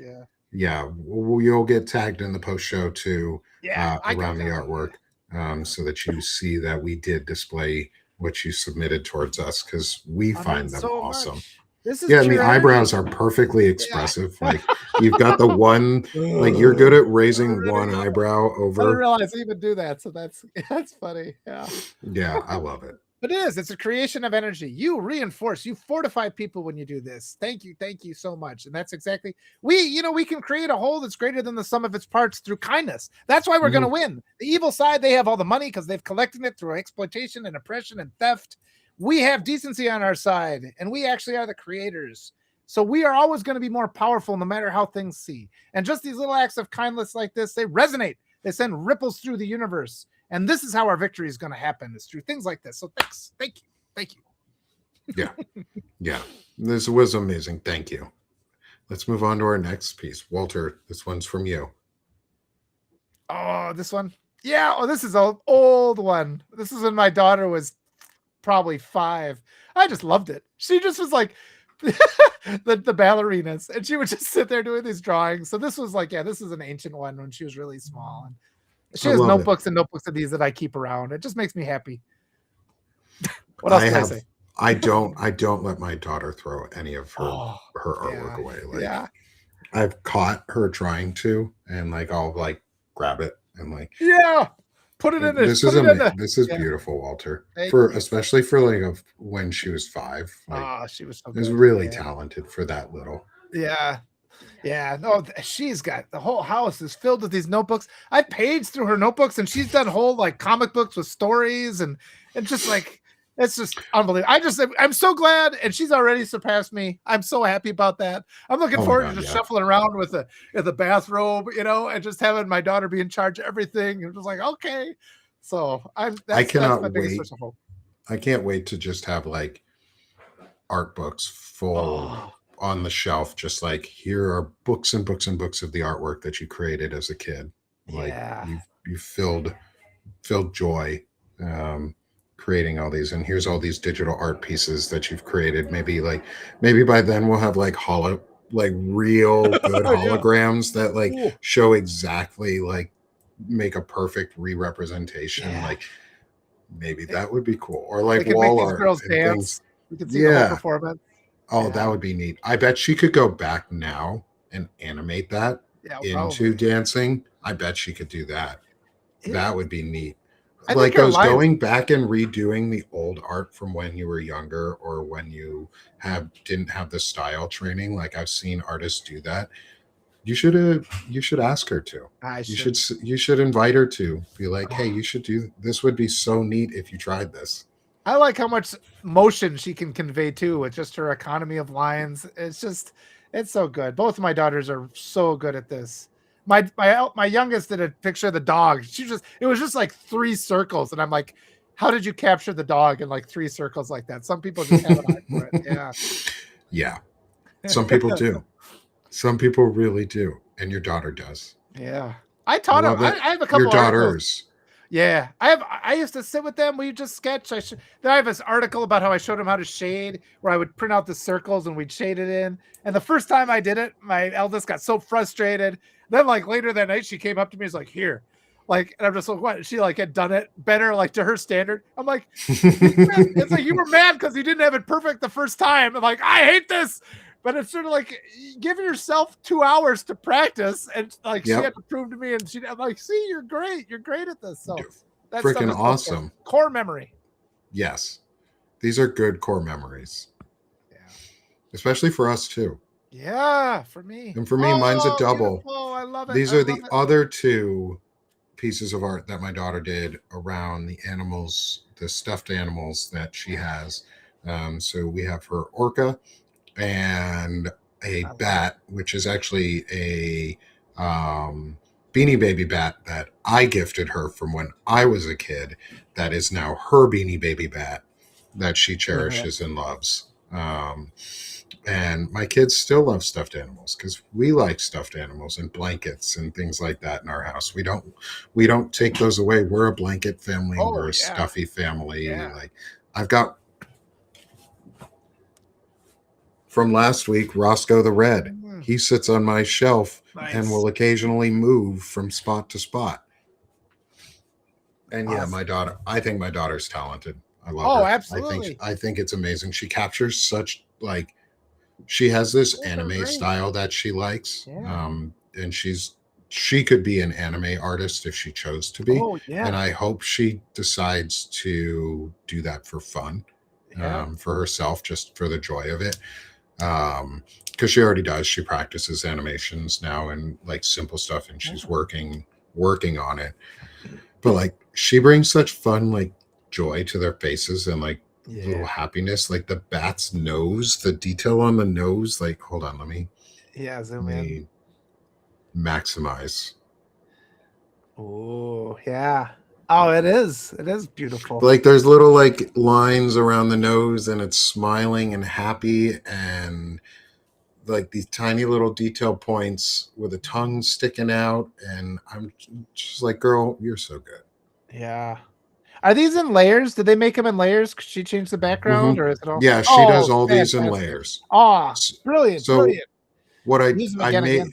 yeah, she does that normally too. Like one of the things I taught her when we were little around the art, especially on the program that she uses, which is Procreate, which is a drawing app for anyone in the audience who doesn't know about it. Procreate is a drawing app that you can buy. It's a one-time purchase app that is really, really powerful tool.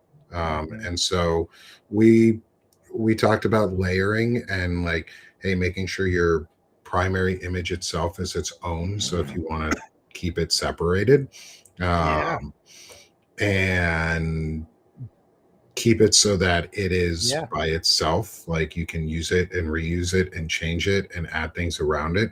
And she Yes. grabbed that and was like, "Yep, okay, I got you."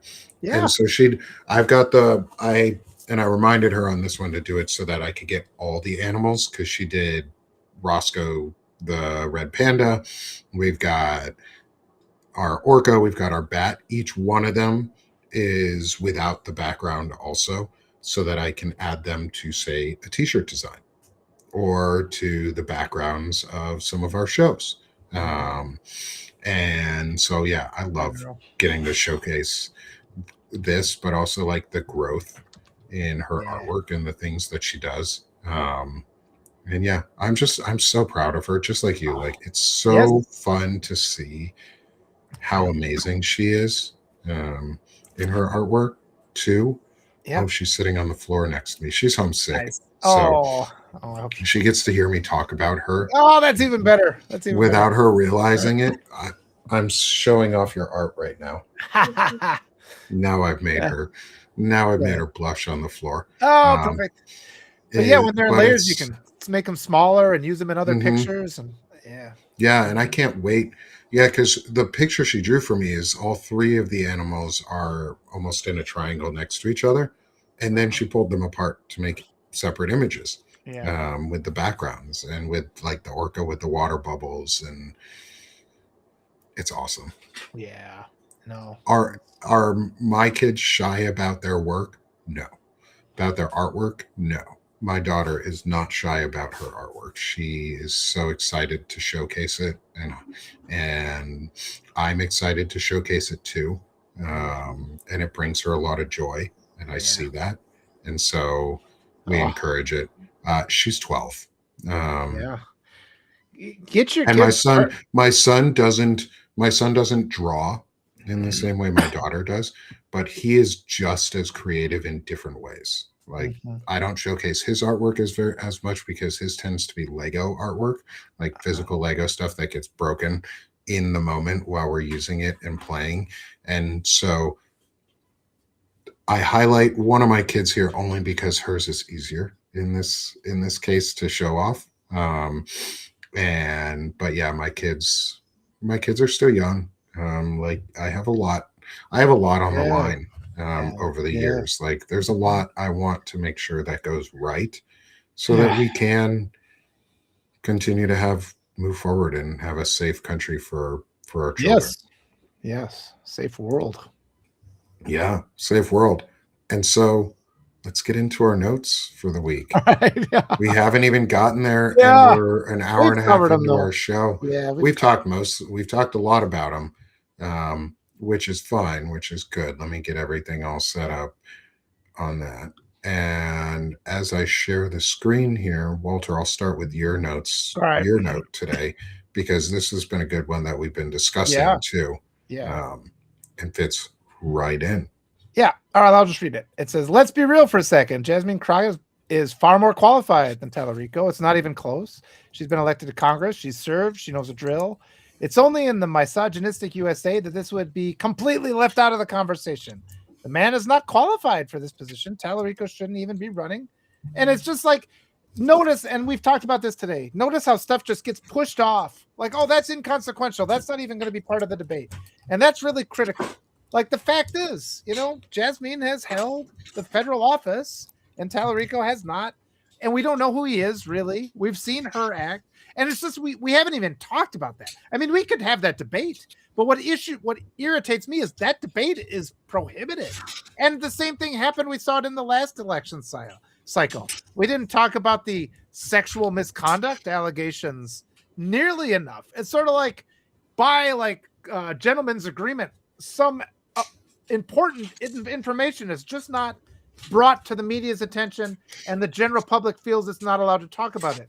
In any other case, if it was, if the races were reversed, and we had the more qualified person was the white person, that would dominate the news cycle. But because Jasmine Crockett is the black woman who is traditionally in the United States, they're always oppressed, they're always treated unfairly. it's just completely ignored. And little by little, we do need to have that. It's that idea of the teaching U.S. history truly, not redacting all the crimes of evil people. This is again, yeah, we have to celebrate the people that are more qualified, make our decisions because of that.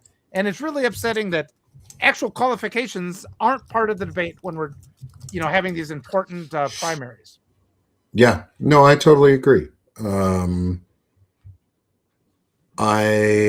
talked a lot about it this morning in that of like she being left out of the conversation tells me all I need to know, that they're afraid of her. Yeah, And and I that they're mean, afraid because she's probably smarter, yes. better, or more qualified than they are, and they Yeah. don't know how to handle it. So Well, they and leave her she out of the has, discussion. yep, and she has access to her own contributions, her campaign contributions, so she can't be controlled. So she can actually work for the people she's voting in to represent. And the DNC establishment dumps a lot of money into these candidates, and then they tell us they're more electable, but really they're just more easily controlled by the establishment, and so nothing ever works. And just, I appreciate that people are open to at least recognizing that right now. Go out and be in your district, just insist that the people of your district choose who represents you and not Washington, D.C. We're all fed up with Washington, D.C. So stop listening to Washington, D.C. It's not enough to just be frustrated all the time and then do what they tell us to do. And like I said, once you start talking like this, you're going to get a tidal wave of bots and hostile people coming at you. But bit by bit, I mean, they can't fund that to brainwash everybody in the world. So keep talking, push through it, come back here for validation, and you'll see change. I promise. Mm-hmm. Yeah. Continue to push forward, and we will finally get where we want to go. Instead of backing down and saying, "Oh, we need the safe. Oh, we need the electable." Yeah. No, we need the right candidate. We don't need the another correct candidate. Yeah. We don't need Fettermans. We don't need Plattners who have Nazi tattoos. We need people who are competent, who understand what they're doing, who are good at their jobs. And Tallarico is decent at his job on a state level. That doesn't always translate to national. Doesn't always translate to the national level. And Jasmine Crockett is qualified, overly qualified, knows what she's doing. And I hope for anybody who's voting in Texas around for that Senate seat is they vote for Crockett. Yeah. Jack and says, she's not the. Jack says, just remember when the thought of safe candidate comes up, think safe for who? And that's absolutely it. That's absolutely it.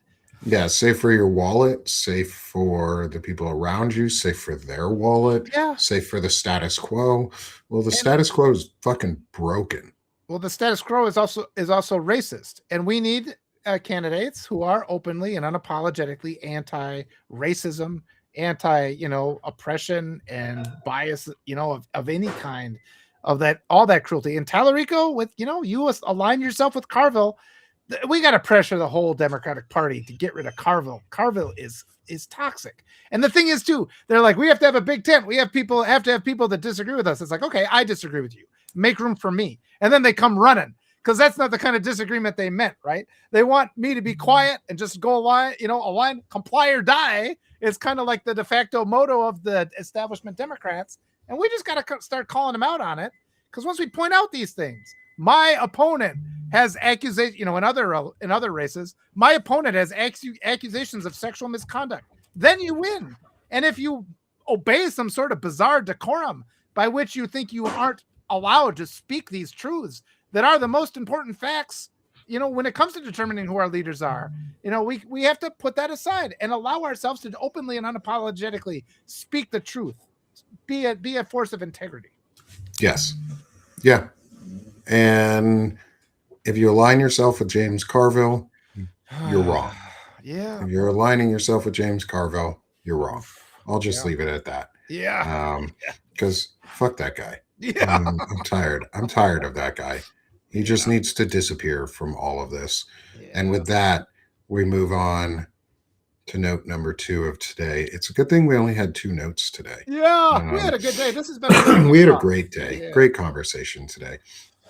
Is note number 2, this one's mine, is Do not trust the number of casualties or injuries reported by the Trump regime. They are a regime of corruption, cronyism, and fraudulence. Nothing they say should be trusted without verifications. Take everything with a grain of salt. Assume they are underreporting everything bad. Assume they are overreporting anything good. And that's pretty straightforward. Is don't believe a adjudicated fraudster on the numbers, because he has been proven in a court of law 34 times to lie about the numbers. Every 34 times, every count that he was charged with, he got convicted of for lying on the numbers. So why would I believe him? Why would I believe that only 4 service members have died and only 5 have been injured? The amount of damage that we're sustaining on bases and at civilian facilities and other places around the Middle East, I can't believe that. I can't believe that. And it extends beyond. I mean, absolutely. In the case of this conflict, but also everything this administration says is a lie. When have they once spoken the truth and had it been verified? They just always lie. And so, and it's actually saying that, though, it's actually easier said than done, because there are times when I'll glance at a news story and I'll read something without full attention, and it gets implanted into your mind. That's how brainwashing happens. That's why this scrolling thing is so dangerous. You read things. Taking the time to verify all the sources has never been more important than now. But this regime, and you should have multiple, anytime they say something, they get mad if we demand evidence. Like that interview I saw the other day when they said Iran has killed thousands of people, this congresswoman did. And the reporter's just like, when, where? And then she just became furious. It's like, you have a right to answer these questions. We don't have to bow down to toxic patriarchy, by which we're just supposed to believe everything the toxic patriarchal figure, who is probably a child abuser, says. And it's true, because the only way he has power is if we never question anything that he says. This requires us to surrender our power. This whole movement has required us to surrender our power. We need to demand proof. And it's not unreasonable. I give you permission. Demand proof. From the government, from your spouse, from everybody in your life, from your boss. And we need to change to a society that does that. Because anytime they just want you to accept something they say without evidence, they're going to abuse you. They just really are. Yeah.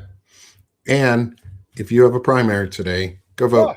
Or if you have an election, go vote. I'm going to go after this between my shows. Hopefully I've got... doesn't take me that long to do it, or I'll go right after my show, I'm gonna go vote. Because we have elections for school board candidates, for for trustee board, for county sheriff, for justice of the peace. The sad thing is almost all of them in Arkansas and a lot of places are just because Arkansas makes everything political and partisan, pretty much. They're cheating, because they have to cheat in order to win. Evil people. But go vote. It's important, because we can't trust the numbers, and that's going to go into the same thing. Is this whole war, this whole thing in Iran that is going on, is not about Iran. It is not about the Middle East. It might be for the corporate interests and for the moneyed interests in some areas, but for the political and ideological interests that want to drive us into fascism, Iran isn't about Iran. The war in Iran is not about it. It's about what's going to happen next in the U.S. It's about sowing chaos and division and creating an environment where we don't have a counterintelligence system that works in the United States. And if something were to happen, that is the impetus for Donald Trump to try and cancel an election. We've never had one canceled before. We had a civil war, and they didn't cancel presidential elections and congressional elections and state level elections, because the federal government doesn't get to do that. And although this note is about the war and the casualties, and how we have heard of 4, I think it was when I last heard. There's probably more. Yeah, I thought it was higher. Yeah. There's probably more. Yep. And we need to assume that they're going to underreport everything that is Yeah. bad, Yeah. and that they're going to overreport anything that is good. Yeah. And I mean, every casualty is many lives ruined. I mean, you lose 6 your now. child. Yeah. 6. And remember, and that's every one of them. They had parents and they had friends and siblings. And it's just like this effect of this cruelty of this administration, this complete lack of respect for human life, everything they've done. They've done not one thing to help human beings. It's always been to hurt. The only people they protect are the abusers. And it's just I mean, we can't be numb to that. We have to have respect for those that have lost their lives. We have to do everything we can to prevent the further loss of life. And that requires fending off the brainwashing, both external and internal, and demanding a better future, which we have to have, because this is not going to work. Yeah. And yeah, we have to. We have to be able to trust the numbers that come out on our government around these things, around deaths, because those families are grieving. Yeah. And a lot of them may not even know yet if they are, because war zones, they don't report casualties right away. They don't always report casualties immediately, because if there's an ongoing operation and like event, or you're out on a mission that could compromise the safety of others. Mm-hmm. These are casualties where we aren't even with boots on the ground in the country. Yeah. We don't even have service members on the ground in Iran, and we've had 6 casualties. We've also had at least 3, maybe 4 F-15s shot down by friendly fire. Yeah. And consider which means, to be honest, and Shane and I had a really good discussion about this yesterday, about the F-15s and the fault and the way that it could be either faulty radars or mechanical issues or different things like that. I was a human intelligence collector. I worked with counterintelligence professionals, and the one thing we would have done after number 2 was gone, there's an insider threat more than likely somewhere. And we need to be proven wrong. Yeah. And that's how I would have approached it. The fact that we're 3, maybe 4 F-15s shot down, those fighter jets were made for this war. Basically, they're an older airframe. They were made to do this shit. Our pilots are the best in the world, hands down, and everybody knows that. Everybody knows that. Our pilots are the best fucking pilots in the world, and the fact that they're getting shot down by friendly fire, bullshit. Yeah. Well, but at the same time, this government, they've shown they don't respect ability. They don't respect life. They've fired all the capable people. We had midair collisions because they just, everybody who is accomplished, they push out. We've had boats now crashing into each other. And it's just like the amount of lives they're putting at risk. It is the mediocrity. And somebody said rightfully, it's an insult to mediocrity. They're so like defiantly incompetent and willfully ignorant about everything. And every action that they take hurts people. And every time somebody pushes back and tells them no, they just hurt more people.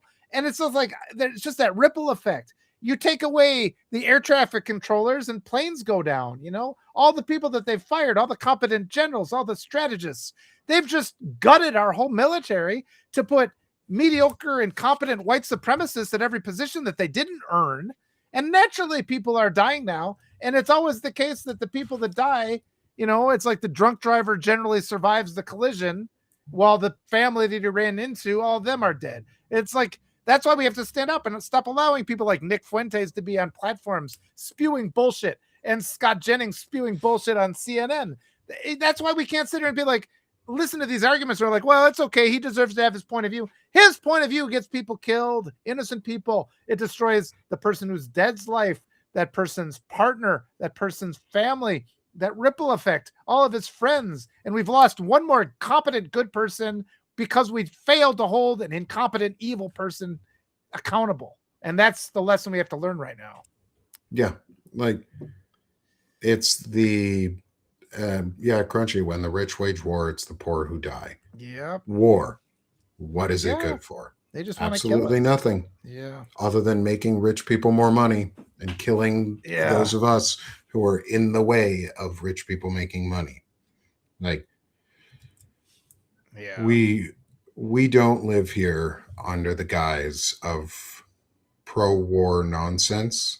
We don't live under the guise of the idea, like, we are literally fighting against authoritarianism, which is, I have the power over you, so I'm just going to do it. It's abuse at scale. Mm-hmm. The way that we are waging war, there is a right way to wage war. Like, wars can be waged as a final last resort. That should always only ever be the last resort, not the first. The first is using our words and convincing each other and talking and finding commonalities. But, these people aren't good at that. They don't know how to do those things. And they just yell and scream, and they're big babies. They're bullies. They're bullies. Yeah. And so we have to take everything they do with a grain of salt. We have to, all the time. All the time. Yep. It's just a petulant response because somebody told him no, and now innocent people are dead again in a lifetime of innocent people dying for the crimes of this just horrible, cruel person. And for every civilian you kill, you embolden 2 people to resist against you.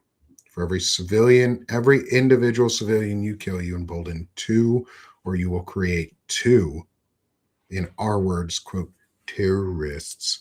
But you will create 2 people who hate America more because we went in and we murdered civilians. Don't forget, the first volleys of this war by the U.S. and Israel destroyed a school full of girls and women, and nearly 150 of them were killed.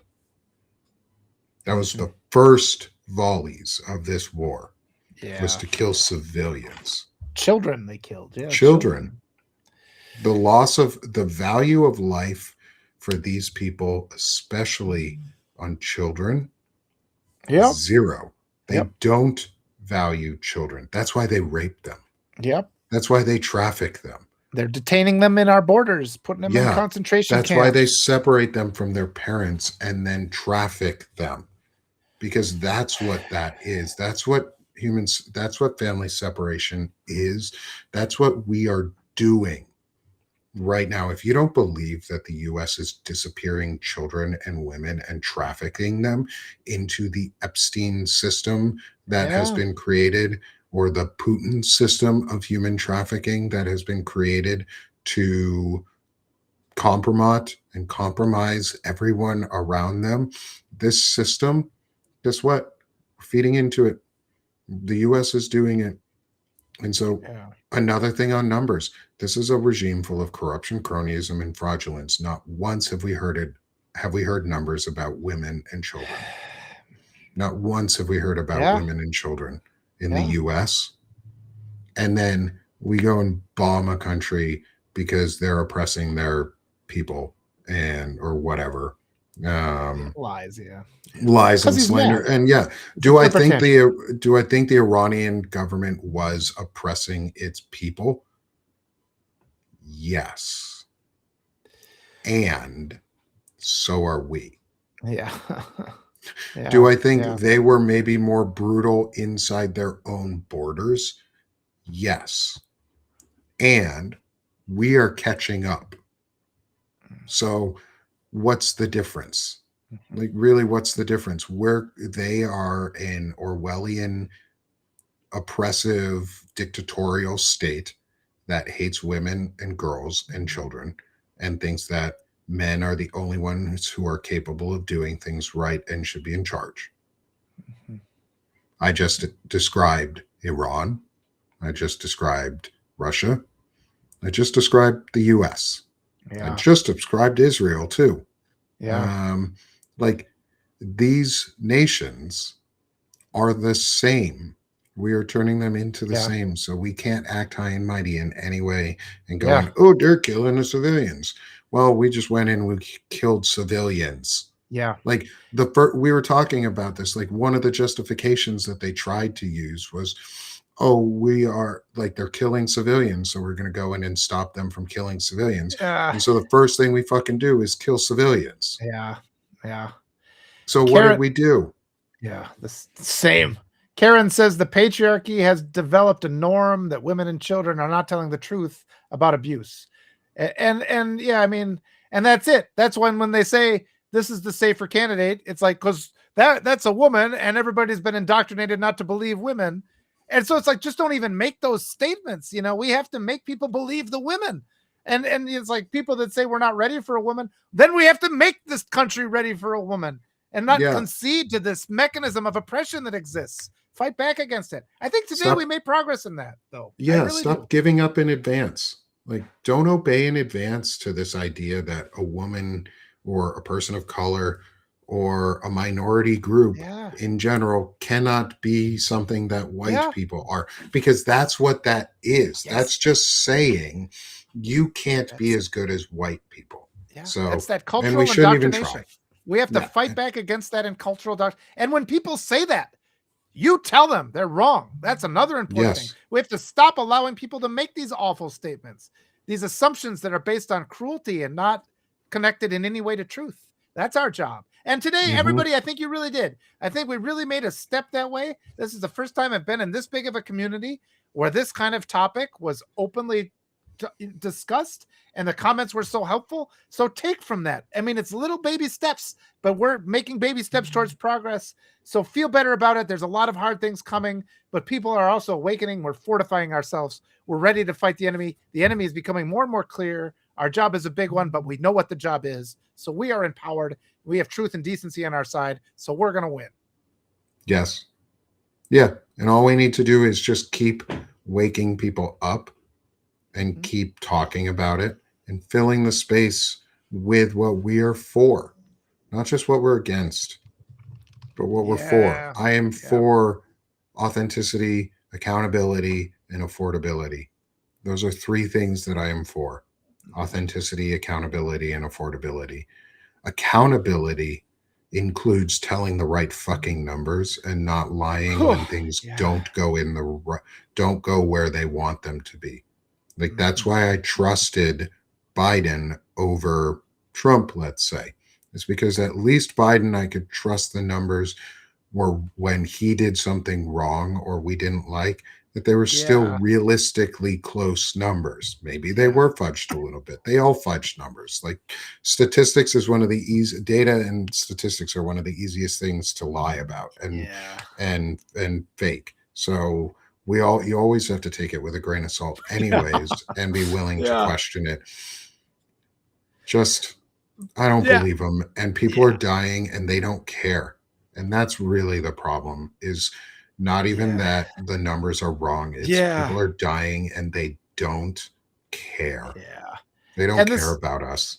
Yep. And nothing. And it's like, in other administrations, maybe they were wrong occasionally. In this administration, they've never once told the truth. I mean, we can ask for the truth every now and then, it's like if it's 50%, this is zero. This administration never is truthful about anything. It's all completely wrong. It's all just about oppression and authoritarian bullying.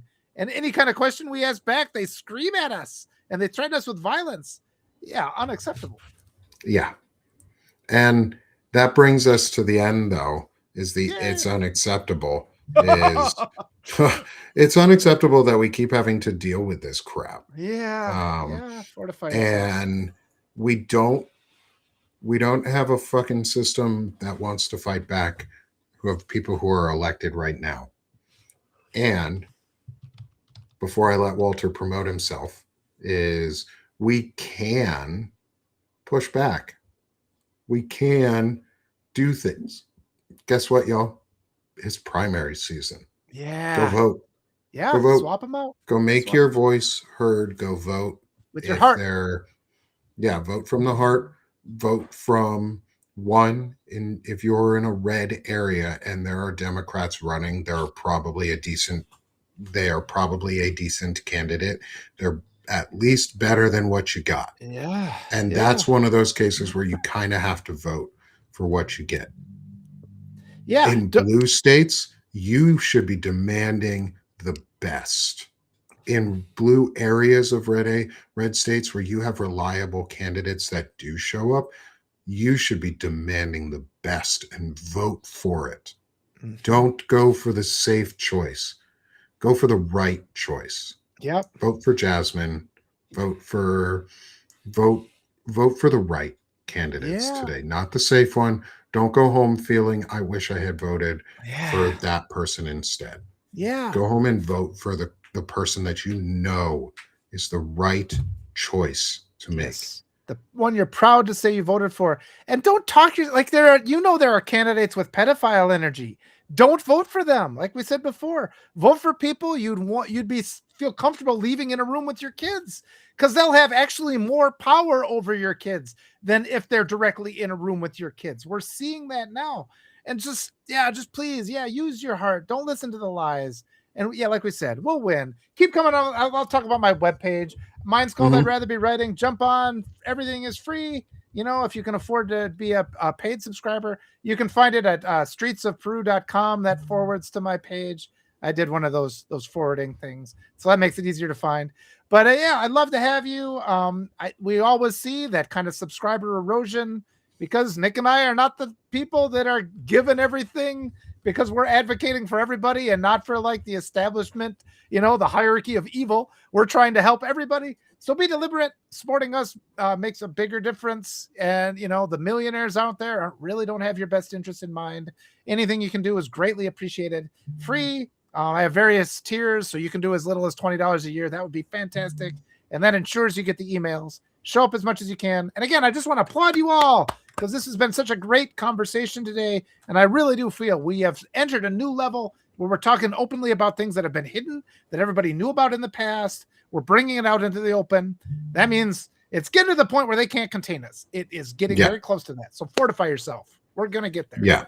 We're going to overwhelm their system with a positive response. And that's Walter is someone who's really good at also candidate interviews and getting candidates on and having them talk. And I've gotten to be on one of the interviews, and hopefully I can come back for some more, because those are a lot of fun. Yes. And so go join Walter, go support him, free or paid, both help. And when you're done supporting Walter, come support me. Come support Sick of This Shit Publications, because we're making a manosphere that doesn't suck. We are making a space where chronic illnesses and well-being and wellness are applauded and encouraged, and we celebrate them, and we celebrate the little wins, and we celebrate the things that keep bringing us forward. But really, it's to make a manosphere that doesn't suck, and to help make men just suck less for some of them and not suck at all for others. Because some men, we're not going to get all the way back. Others, you'll be surprised by. Others, you'll be surprised by who you can help. And that's what we're trying to do, is make a space where we can encourage folks to come in and be part of it. And all the friends in the chat and everyone who consistently comes back and is a huge part of this community. Thank you. Thank you for being here. Thank you for being with us. Thank you for being with me and trusting me and joining me on this journey. For those who are new here, welcome to Sick of This Shit Publications. Come be a free or paid subscriber. Nothing is paywall. Just like Walter, I have some tiers. I have a couple discount coupons in my post show notes, so you can get a lower subscription price if you want. Like, come join me, help support me. It gets us on the leaderboards when you do also, which helps feed the algorithm and gets our message out there.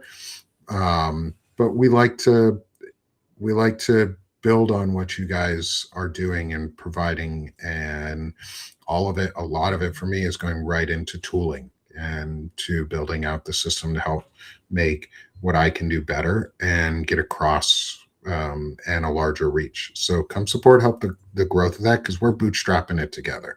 We Yeah. grassroots everything here. We don't have big donors, and I never will. And so this has been such another wonderful Yeah. episode of our notes of the week. You can also find us on shop.sickofthisshitpublications.com, where we have notes of the week merch for Now You Know, so you can grow left and right-handed coffee mugs and matching hoodies. Yeah. And we're working on some other stuff. We've got our Just Suck Less water bottle. We have Chronically Illing Out pieces. We have our FDT collection, our Foxglove Daisy Ooh. Tulip collection.